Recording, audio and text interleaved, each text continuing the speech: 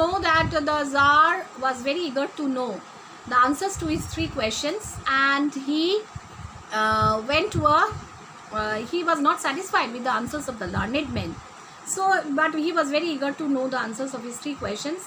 So he decided that means he got the answers to the questions in a different manner for the first question and the third question. And to the third question as to what was the most important occupation, some people replied that the most important thing in the world was science. So according to some people, the most important thing or the most important to do work was the world of science and works related to it. Others said it was skill in warfare, others said that it was expert in warfare, and others said that it was religious worship. So it was religious worship which would be important. All the answers being different, the Tsar agreed with none of them. So all the answers were different, and the Tsar agreed with none of them and gave the reward to none, and he did not give reward to anyone. But still wishing to find the right answers to his questions, he decided to consult a hermit. But he had a very much wish that he would get his answers. So he decided to consult a hermit, widely renowned for his wisdom, who was very famous for his wisdom. The hermit lived in a wood which he never quitted. So the hermit lived in a wood which he had never left, and he received none but common food, and he received only common people. He was not concerned with the aristocratic class or the royal class, but he was very much concerned with the common people. But still wishing to find the right answers to his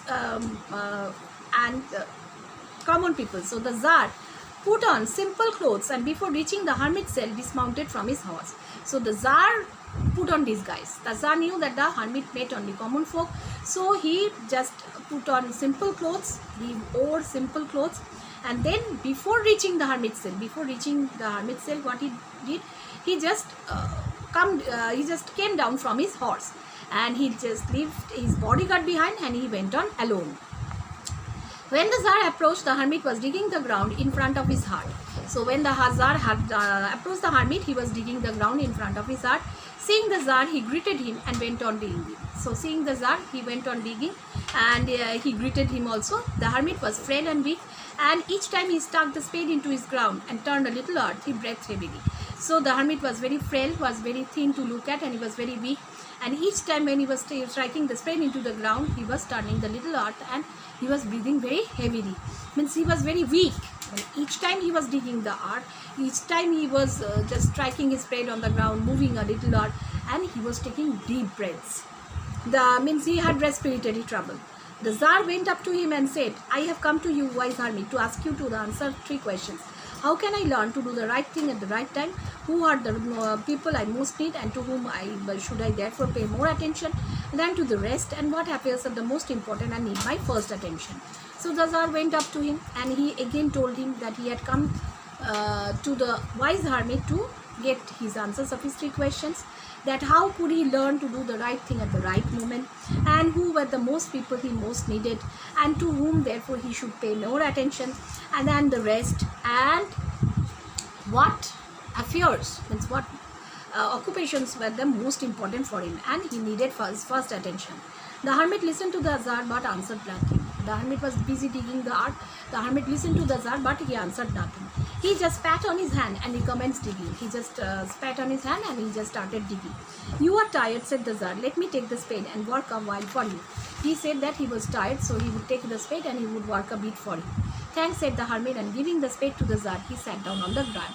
The hermit means the Tsar showed compassion to the hermit, and the hermit he could understand the condition of the hermit. So he suggested that the hermit should give him the spade and he should work, as the hermit was tired.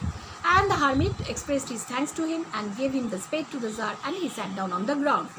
When he had dug 2 beds, the Tsar stopped and repeated his questions. When he had dug 2 seed beds, the Tsar again stopped and then again repeated his questions. The hermit again gave no answer. Again the hermit gave no answer, but rose, stretched out his hand for the spade and said, "Now rest a while and let me work a bit."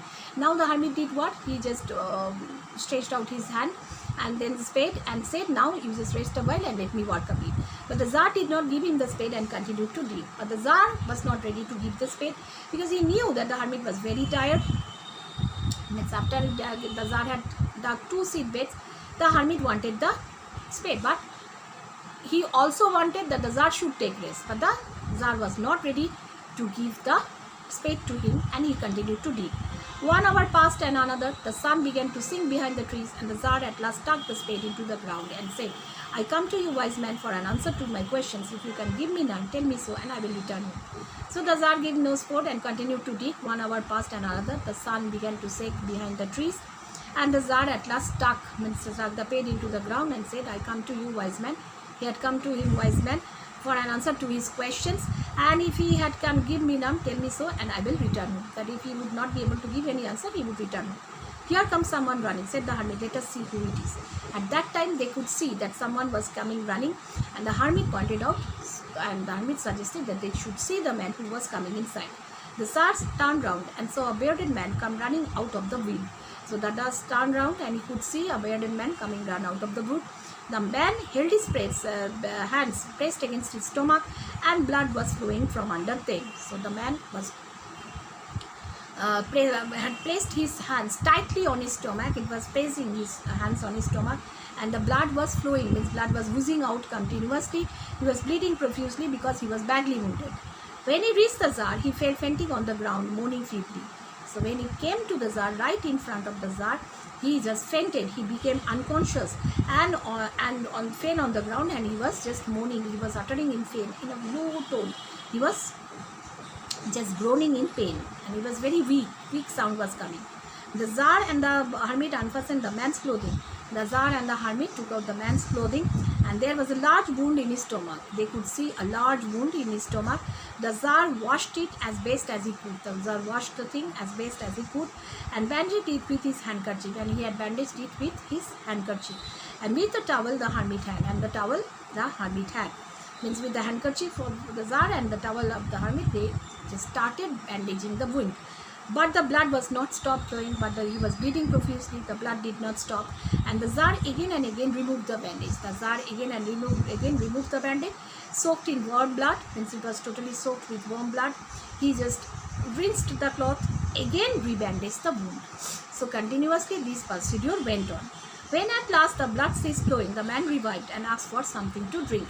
So at last the blood stopped flowing. The man got his consciousness back. He became a little strong, and he asked for something to drink. The Tsar brought fresh water and gave it to him. So the Tsar brought fresh water and gave it to him. Meanwhile the sun had set and the heat had become cool. So in the meantime the sun had already set, and it was very cold. So the Tsar with the hermit self carried the wounded man into the hut and laid him on the bed. So the Tsar, with the help of the hermit, both of them took the wounded man inside the room of the hermit and placed him on the bed.